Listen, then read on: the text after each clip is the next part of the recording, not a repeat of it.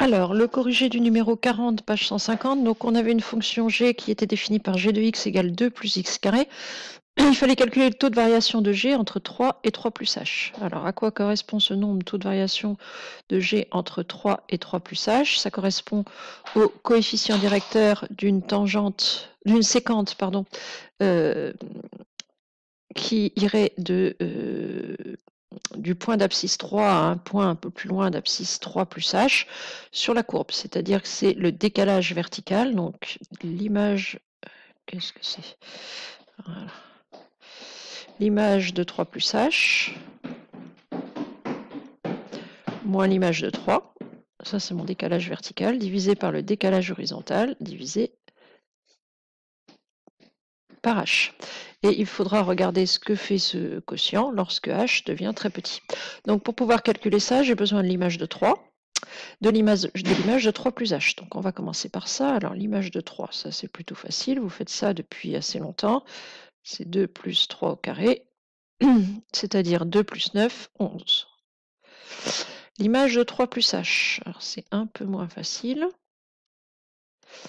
C'est 2 plus, et je remplace x par, au lieu de le remplacer par 3 comme j'ai fait ici, je le remplace par 3 plus h. La difficulté, c'est le développement de ça, qui utilise l'identité remarquable a plus b au carré, qui se développe en a carré plus 2ab plus b au carré.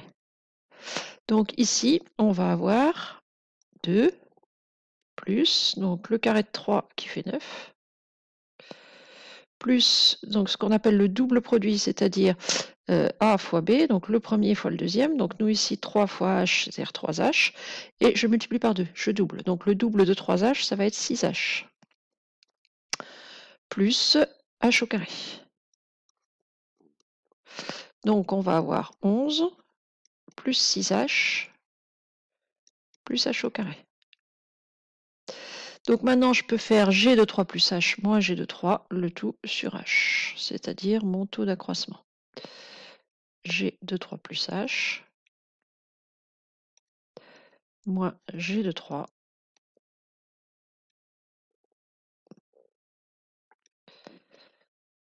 sur h.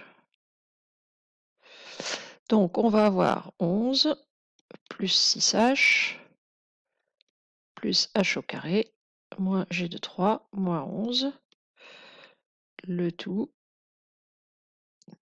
divisé par h.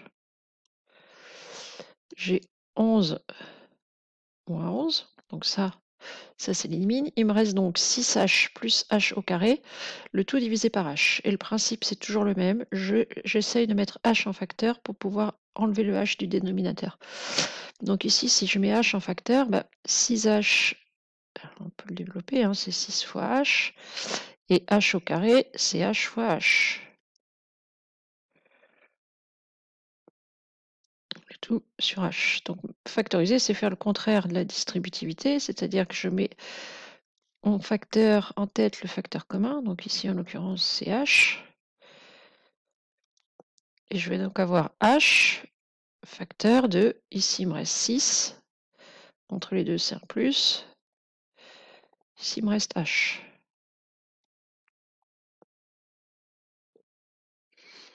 Le tout sur h. Comme ça, si je redistribue, hein, je vais bien avoir 6h plus h au carré. Et là, je peux simplifier par h. Et donc, il me reste 6 plus h.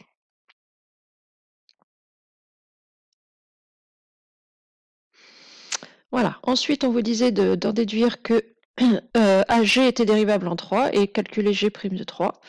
Il faut regarder ce qui se passe lorsque H devient tout petit. Lorsque H devient tout petit, par exemple 0,001, là on va s'approcher de 6,001, 6,00001. Donc là, quand H va devenir minuscule, ici on va se rapprocher de 6. Donc quand H tend vers 0,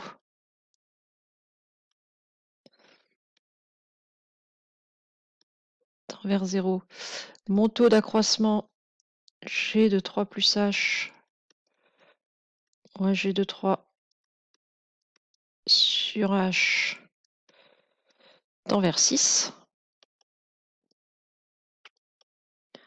qui veut dire que G est dérivable en 3 et que G' de 3,